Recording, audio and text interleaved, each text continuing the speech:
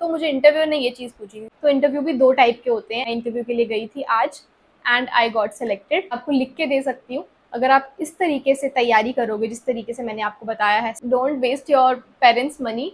और मैं आपको यूट्यूबर का नाम भी बताती हूँ जिनको देख के मैंने सीखा है, दिमाग में मेरे फ्रैंकफिन था वो time. So make a habit of checking airlines websites every day, just like Instagram. Yeah, that is my problem. धीरे धीरे इंसान सीखता है. Tell me about yourself. What are your strengths? What are your weakness? Why do you want to become cabin crew? Which I am sharing over here.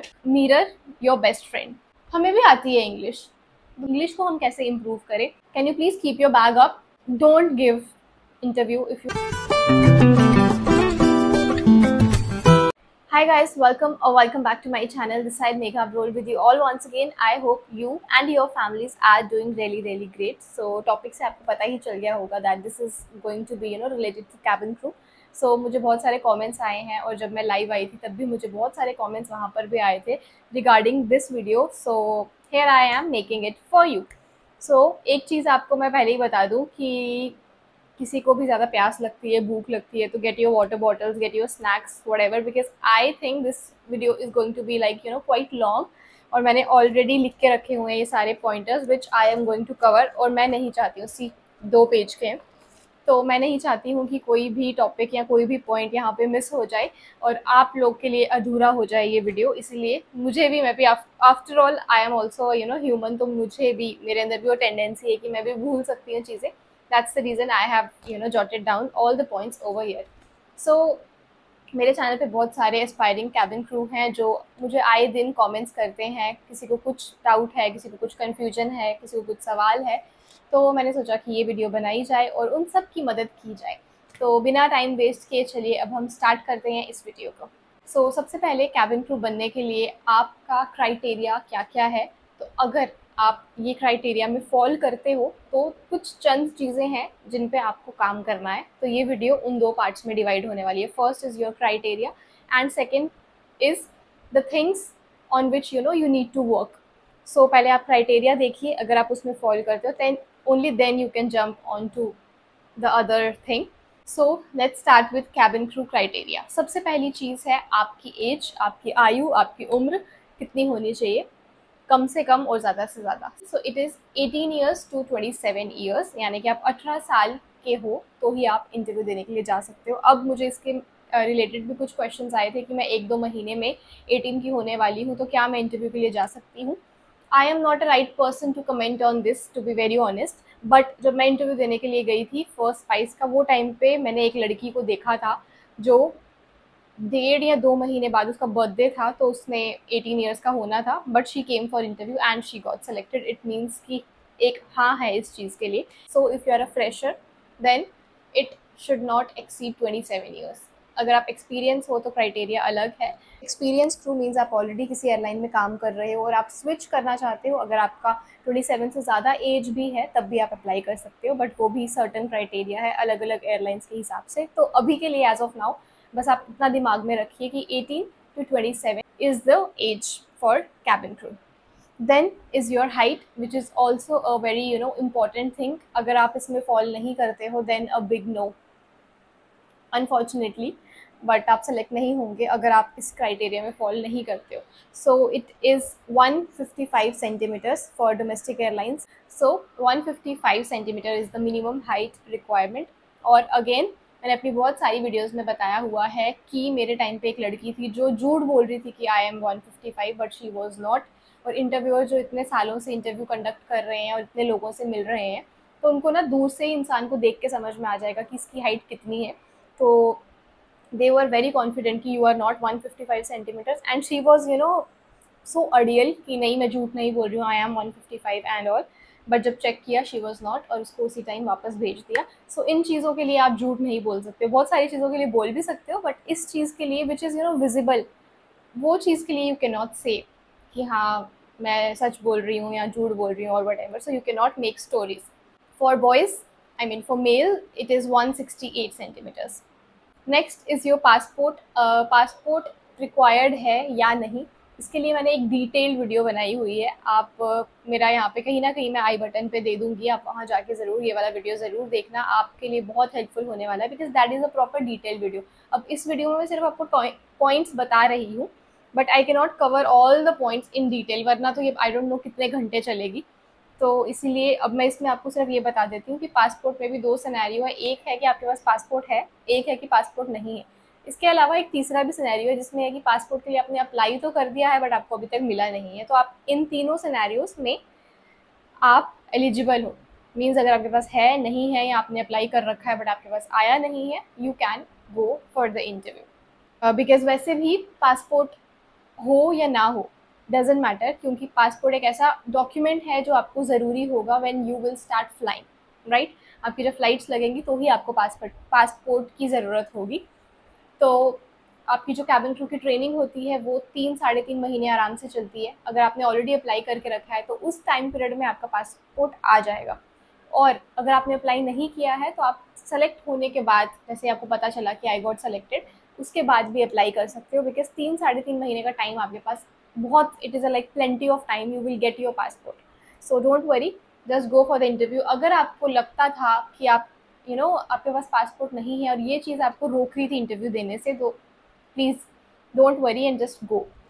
Next is your qualification. अब बहुत सारे लोगों को डाउट है कि qualification means 12th के बाद हम जा सकते हैं या फिर कॉलेज के बाद जा सकते हैं। सो मिनिमम जो आपका क्वालिफिकेशन है दैट इज़ 12th, और मैक्सिमम कुछ भी हो सकता है, ग्रेजुएशन, पोस्ट ग्रेजुएशन, कुछ भी। मिनिमम बस आप 12th पास होने चाहिए, बट उसमें भी देयर इज़ वन कंडीशन कि आप 50% मार्क्स से पास हुए होने चाहिए फ्रॉम अ रिकॉग्नाइज्ड बोर्ड, और 50% से नीचे वालों को नहीं लेंगे वो लोग। लेकिन क्वालिफिकेशन मीन्स पढ़ाई, पढ़ाई मीन्स सब्जेक्ट। इसके रिलेटेड आप लोगों को बहुत सारे डाउट्स हैं, और हमेशा आए दिन, मतलब हर दूसरे दिन मुझे एक कमेंट तो होता ही है कि कौन से सब्जेक्ट चूज़ करने चाहिए फॉर बिकमिंग कैबिन क्रू। तो मैं आपको बता दूं कि सब्जेक्ट डजेंट मैटर। ये ही मेरी एक इकलौती लाइन है जो मैं हर कमेंट में रिप्लाई करती हूँ। सो आज कैमरा के सामने बोल भी रही हूँ, सब्जेक्ट एक ऐसी चीज़ है जो बिल्कुल मैटर नहीं करती है, चाहे आप किसी भी स्ट्रीम से हो, किसी भी सब्जेक्ट से हो, it doesn't matter, because cabin crew खुद में ही एक सब्जेक्ट है, एक ऐसा प्रोफेशन है जिसमें आपको पढ़ाई करनी पड़ती है, और जो भी पढ़ाई है that is related to that particular profession. तो ऐसा नहीं है कि आपकी जो प्रीवियस पढ़ाई होगी, चाहे science, maths, whatever, physics, chemistry, ये सब कुछ भी आपके काम नहीं आएगा। तो जो उसका अपना सिलेबस है आपको वो पढ़ना पड़ेगा to get into this job. और आप एक बार जब सेलेक्ट हो जाओगे तो वो एयरलाइन की रिस्पॉन्सिबिलिटी है कि आपको कैसे ट्रेनिंग करवानी है, कितने टाइम में करवानी है, कौन कौन से मॉड्यूल्स पढ़ाने हैं, कौन कौन से सब्जेक्ट पढ़ाने हैं, ये सब एयरलाइन की रिस्पॉन्सिबिलिटी है। तो आप पढ़ाई के लिए अभी तो एटलीस्ट फ़िलहाल चिंता मत कीजिए। तो इसीलिए इसका आंसर है कि 12th पास होना 50% मार्क्स के साथ from a recognised board and with any subject, doesn't matter, okay. Next is your language. अब बहुत सारे लोग हैं वो हिंदी नहीं बोल पाते हैं, और मुझे बहुत सारे मैसेजेस भी आए हुए हैं।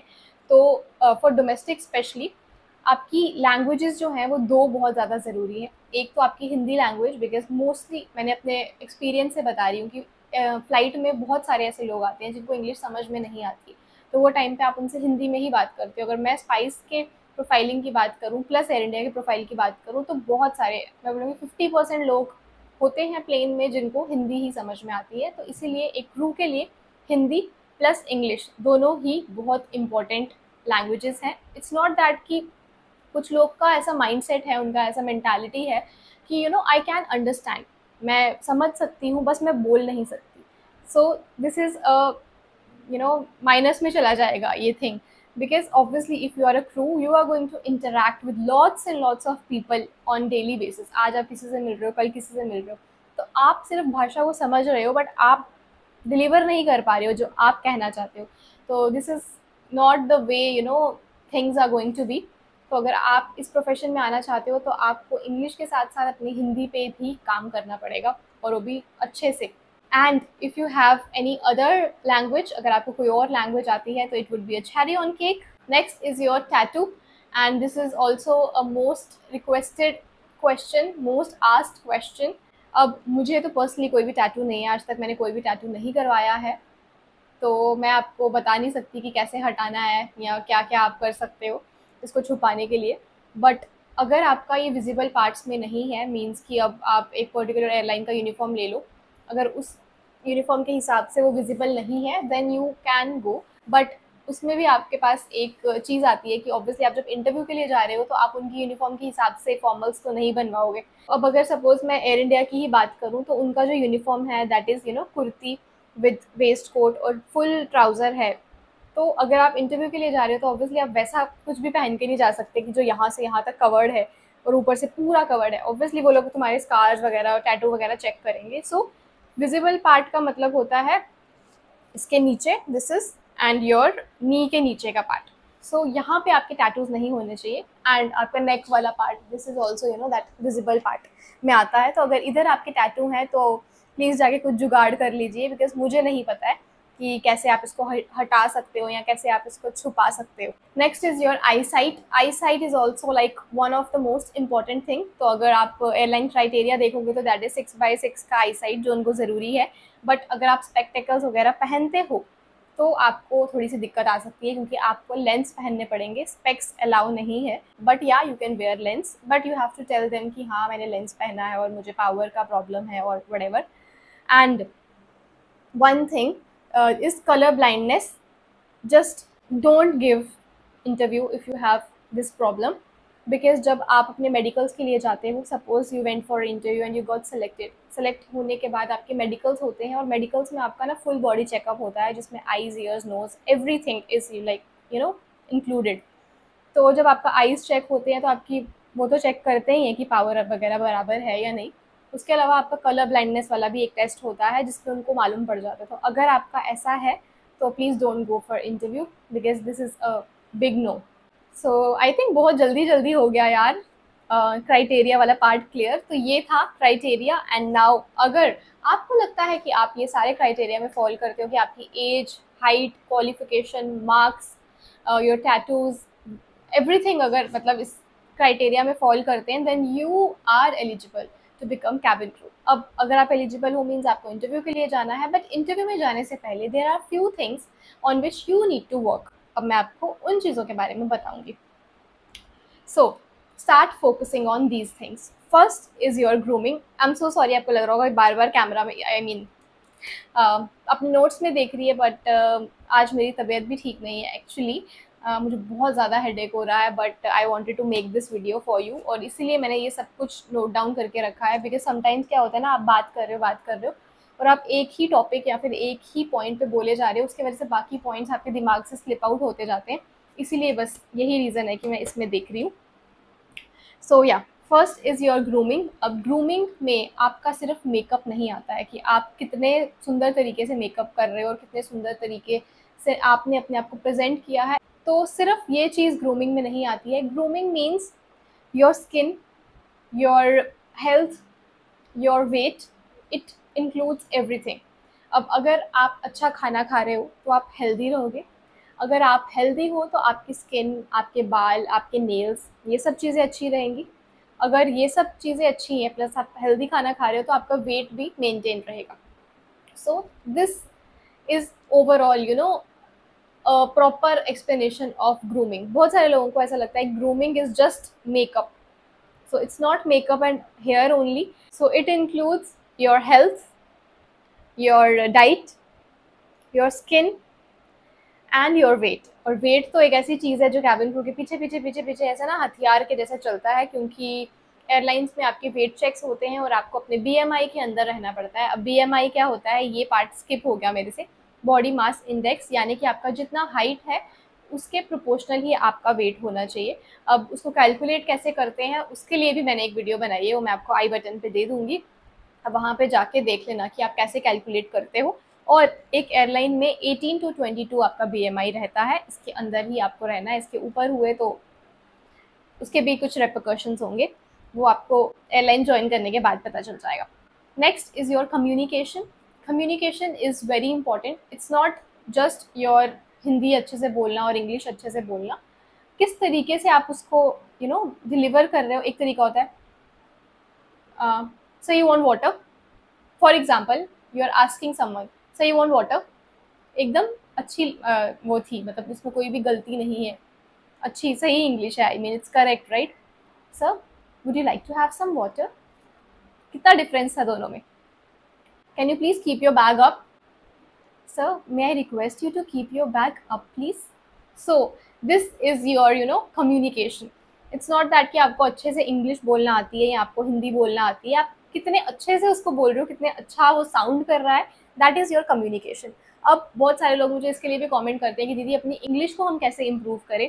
तो टू बी वेरी ऑनेस्ट, मैं खुद एक बहुत छोटे शहर से हूँ और मेरी फैमिली में अगर मैं बात करूँ अपने रिलेटिव्स की, मुझे बचपन से इंग्लिश सीखने का बहुत क्रेज़ था। मैं और मेरी बहन, हम लोग ना लिटरली सबटाइटल्स वगैरह ऑन करके चीज़ें देखते थे और जितने भी मुश्किल वर्ड्स होते थे ना, we had to note it down, मैं और मेरी बहन दोनों। और हमारी लिटरली ऐसे ना बुक्स थी, कॉपियाँ भर जाती थी जिस पे हमने वर्ड्स लिखे होते थे। फिर हम लोग वो फ़ोन में सर्च करेंगे कि इसका ये मतलब है। और फिर हमारी आदत थी ये कि जैसे हमने कोई नया वर्ड सीखा है उसको हमने एटलीस्ट 10-15 दिन तो रिपीट करना ही है, जहाँ-जहाँ पे वो वर्ड यूज़ हो रहा होगा। तो इस तरीके से आपकी वोकैबुलरी भी अच्छी होती जाती है, आपको नए-नए वर्ड्स भी सीखने को मिलते हैं। Plus it is a plus point for you, right?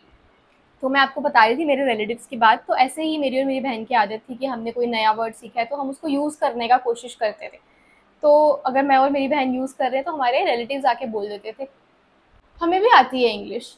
तो मैं और मेरी बहन एक दूसरे को ऐसे देखने लगते थे, अरे आती है तो you should also start speaking, right? और अगर हम बोल रहे हैं तो हमारा कॉन्फिडेंस नीचे करने के लिए वो ऐसे बोल देते थे कि हमारे सामने ओवर एक्टिंग करने की ज़रूरत नहीं है कि आपको इंग्लिश आती है या आप इंग्लिश बोल सकते हो।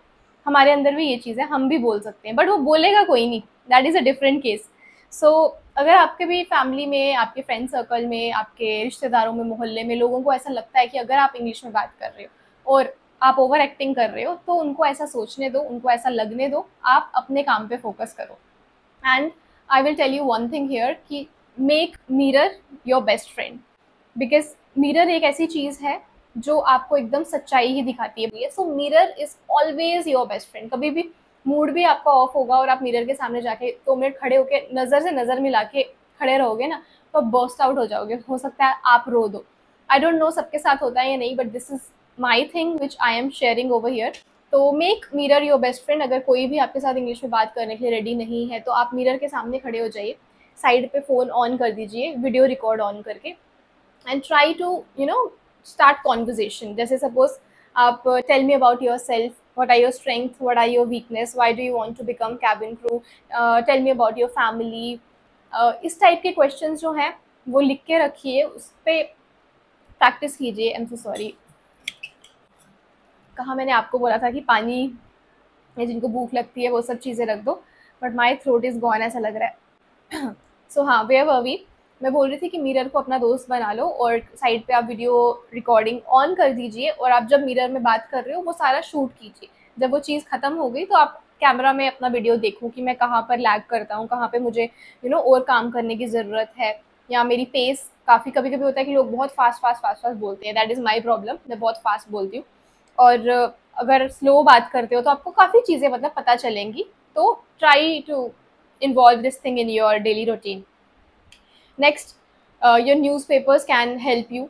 इंग्लिश न्यूज़पेपर्स पढ़ना स्टार्ट कीजिए। Your series can help you. और जैसे मैंने आपको बोला कि अगर आपको कोई इंग्लिश लाइन ऐसा लगता है या फिर इंग्लिश वर्ड्स ऐसे लगते हैं कि जो मेरी डेली लाइफ में यूज़ हो सकते हैं, उनको लिखने की कोशिश करो। और अगर एक बार लिख लिया है तो उसको दिन में 10 बार रीड करो कि हाँ वो आपके दिमाग में घुस जाए। You are understanding? और मैं अगर आपको बताऊँ, जब मैं इंटरव्यू देने के लिए गई थी ना, तब ना एक नई नई लाइन मैंने सुनी थी, where do you put up.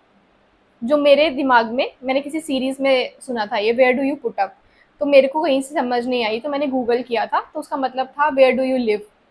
तो अब इमेजिन कि कोई आपसे पूछता है where do you put up, it is a very simple thing कि आप कहाँ रहते हो, बट आपको पुट अप का मतलब नहीं पता तो आपको समझ में नहीं आएगा। और बाद में जब आप चेक करोगे तो आपको इतना डम जैसा लगेगा, अरे यार इतना सिंपल चीज़ भी मुझे नहीं मालूम था। सो इन चीज़ों के लिए आपको लिखना बहुत ज़रूरी है। बहुत सारी ऐसी चीज़ें होती हैं यार जो नहीं पता होती हैं, एंड इट्स ओके, धीरे धीरे इंसान सीखता है। और मेरा किस्मत देखो कि मुझे इंटरव्यूअर ने ये चीज़ पूछ ली कि वेयर आर यू फ्रॉम। तो जब उनको मेरे सीवी से पता चला कि I am from Jammu Kashmir और मैं दिल्ली में आके इंटरव्यू दे रही हूँ, तो मुझे इंटरव्यूअर ने ये चीज़ पूछी थी, so where are you putting up Megha. तो अगर मुझे पुटअप का मतलब नहीं पता होता तो मैं कितनी एम्बैरेस हो जाती वो इंटरव्यू के सामने, just imagine. So this was my experience and this was my example. Next आपका चीज़ आती है, आपकी कम्युनिकेशन हो गई, आपकी ग्रूमिंग हो गई, अब आप सीधा इंटरव्यू के लिए जा सकते हो। लेकिन इंटरव्यू में जाने से पहले आपको पता तो होना चाहिए ना कि इंटरव्यू कहाँ हो रहे हैं, कब हो रहे हैं, कैसे हो रहे हैं। तो उन सब चीज़ों के लिए आपको करियर पेज पे जाना है, एयरलाइन की वेबसाइट पे। तो इसके लिए मैंने यूट्यूब शॉर्ट्स में डाला हुआ है आई थिंक, कि कैसे आप चेक कर सकते हो कि कहाँ इंटरव्यू हो रहे हैं, कौन सी डेट को हो रहे हैं, तो आप वहाँ पे जाके चेक कर सकते हो। अब इस चीज़ में, अब आप जैसे ही सुबह उठते हो तो क्या करते हो, फ़ोन स्क्रॉल करते हो, पूरा दिन इंस्टाग्राम और रील्स चलाते हो। तो मैं आपको क्या बोलती हूँ कि जैसे आपका इंस्टाग्राम पे रील्स देखना आपकी आदत है, वैसे ही दिन में एटलीस्ट 2 बार आप एयरलाइन की वेबसाइट पे जाके विजिट करना अपनी आदत बनाओ। The way you are scrolling those reels on Instagram, the same way try to scroll those websites. तो आपको पता चल जाएगा और आप एकदम अपडेटेड रहोगे कि नहीं, मैंने आज सुबह ही देखा था, कुछ भी नहीं था, चलो एक बार सोने से पहले दोबारा से देख लेती हूँ। So make a habit of checking airlines websites every day, just like Instagram. तो इंटरव्यू भी 2 टाइप के होते हैं। एक होता है आपका वॉक इन इंटरव्यू, जिसमें आपको कुछ भी अप्लाई करने की ज़रूरत नहीं है एडवांस में, आप जस्ट ड्रेसअप होके जाइए, अपना CV, अपने सारे डॉक्यूमेंट्स लेकर जाइए and just go for the interview. कोई आपसे पूछेगा नहीं कि आपने एप्लीकेशन दिखाई है, इन्विटेशन दिखाई है एंड ऑल, कुछ नहीं होगा। So this is your walk in interview. Second is your invitation based. इसमें क्या होता है कि आपको अप्लाई करना पड़ता है पहले ऑनलाइन। जब ऑनलाइन अप्लाई करोगे तो आपको कंपनी के साइट से रिवर्ट आएगा कि हाँ ठीक है, हमने आपका CV देखा या फिर आपका एप्लीकेशन देखा, so we have selected you for the first round. So they will send you a invite. उस इनवाइट में आपका डेट लिखा होगा कि आपको इस पर्टिकुलर डेट पे आना है, वेन्यू लिखा होगा और टाइमिंग भी लिखा होगा। तो जब आपको वो इनवाइट आता है तो आपको क्या करना है, बैकअप के लिए उस इनवाइट का स्क्रीनशॉट लीजिए और एक प्रिंट आउट निकाल लीजिए। तो अपने जो भी डॉक्यूमेंट्स हैं उसके साथ रख लीजिए, क्योंकि जब आप वेन्यू पे पहुंचोगे तो बाहर एक सिक्योरिटी गार्ड होगा या फिर होटल का कोई बंदा भी हो सकता है, जो आपसे इनवाइट मांगेगा और उस पर चेक करेगा कि हाँ ये डेट पे आपको बुलाया भी गया है या नहीं, इस टाइम पे आपको बुलाया भी गया है या नहीं। तो वैसे तो मोस्टली फ़ोन पे भी चलता है अगर आप इनवाइट दिखाओगे, but sometimes they need hard copy also. तो अगर आपको वहाँ इधर उधर जाके परेशान होना ना पड़े इस चीज़ के लिए, you can just take a copy, you can just take a print out. तो ये हो गए आपके इंटरव्यू के टाइप्स, यानी कि walk in and your invitation based. उसके बाद आता है, ये भी एक बहुत ही FAQ बोल सकते हैं, फ्रीक्वेंटली आस्क्ड क्वेश्चन है ये, इंस्टीट्यूट डिड आई जॉइन।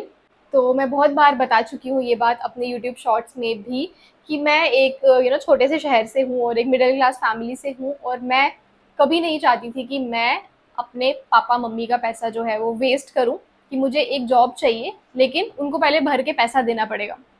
तो इसीलिए मैंने कभी भी कोई इंस्टीट्यूट ज्वाइन नहीं किया।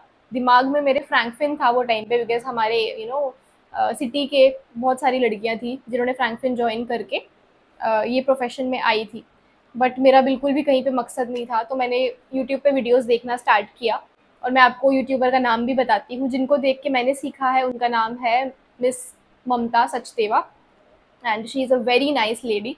मैंने उनकी ज़्यादा तो नहीं, एटलीस्ट 4-5 वीडियोस देखी होंगी, बट उन 4-5 वीडियोस से ही मैंने इतना कुछ सीख लिया कि टुडे आई एम हियर। तो इट्स ऑल अबाउट जज्बा, it's all about your will, कि आप क्या करना चाहते हो अपनी ज़िंदगी में। बहुत सारे ऐसे लोग भी हैं जिनके पास बहुत सारे सोर्सेज हैं, इतने सोर्सेज, इतना पैसा, सब कुछ होने के बाद भी वो लोग उस मुकाम पे नहीं पहुंचते हैं।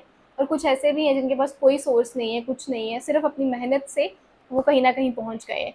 तो ये बहुत सीख वाली चीज़ है। आप बोलोगे कि अपनी वीडियो पे हमेशा ज्ञान ही देती रहती, बट मैं अगर आपको अपनी बात बताऊं तो मैंने वो ममता सचदेवा की वीडियोस से इस तरीके से सीखा है ना, कि जैसे एक लेक्चर अटेंड करते हो ना आप, तो मैं अपनी नोटबुक और पेन लेके बैठती थी उनकी जब भी यूट्यूब वीडियो देखती थी, और टॉपिक आज का क्या है वो नोट्स बनाती थी कि हाँ आज के टॉपिक में ये चीज़ें कवर हुई। और सेम जैसे मैंने आपको बोला कि नोट्स बनाइए और उसको दिन में 10 बार पढ़िए। तो बस इतना ही, आई थिंक बहुत ज़्यादा ज्ञान हो रहा है आज। इसलिए यार, don't waste your parents money, just save it यार। एंड आई थिंक ऑलमोस्ट मैंने सारे कवर कर लिए हैं इसमें पॉइंट्स। तो अगर आपको लगता है कि आप एलिजिबल भी थे, यानी कि वो फर्स्ट वाला थिंग क्राइटेरिया, और आप ये सारी चीज़ों पे भी काम करना शुरू कर चुके हो, तो इसके बाद आप FAQ जो हैं दिख जाएंगे आपको बहुत सारे, कि कैबिन क्रू के इंटरव्यू में कौन से वो मेन क्वेश्चंस है जो पूछे जाते हैं। तो आप वो नोट डाउन कीजिए, अपने नोट्स बनाइए, और उसमें अपने हिसाब से जो आप आंसर देना चाहते हो वो लिखिए। नोट डाउन करने के बाद उसको पढ़ो, तो वो आपके दिमाग में बहुत अच्छे से बैठ जाएगा, and those notes are going to help you. मैं आपको लिख के दे सकती हूँ, अगर आप इस तरीके से तैयारी करोगे जिस तरीके से मैंने आपको बताया है स्टेप बाय स्टेप, देन आप में से 80% लोग, हो सकता है मोर देन 80, मेरे कमेंट सेक्शन में आके मुझे लिखेंगे कि मैं इंटरव्यू के लिए गई थी आज and I got selected, I can just guarantee you.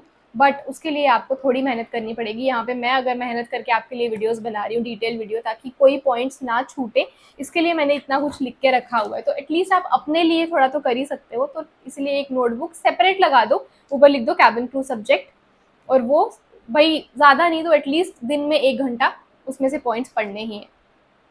अगर आपको मेरी वीडियो में से कुछ अच्छा लगा है तो ये पॉइंट्स भी आप ऐड कर सकते हो अपनी वो कैबिन क्रू नोटबुक में। और किस किस ने ये नोटबुक बना ली है वो मुझे कमेंट सेक्शन में ज़रूर बताना। और इस वीडियो को आई थिंक एंड करने का टाइम आ गया है, because I have covered almost all the points. इसके अलावा भी आपके पास और कोई डाउट है, कोई भी कन्फ्यूजन है, तो प्लीज़ कमेंट सेक्शन आपका ही है, जाके लिखिए। और उसके बाद मैं उन टॉपिक्स पे भी वीडियोस बनाऊंगी। तो चलो अब इस ब्लॉग को इस वीडियो को यहीं पे करते हैं एंड। मिलेंगे आपसे नेक्स्ट वीडियो में, तब तक के लिए हंसते और मुस्कुराते रहिए और अपना ख्याल रखिए।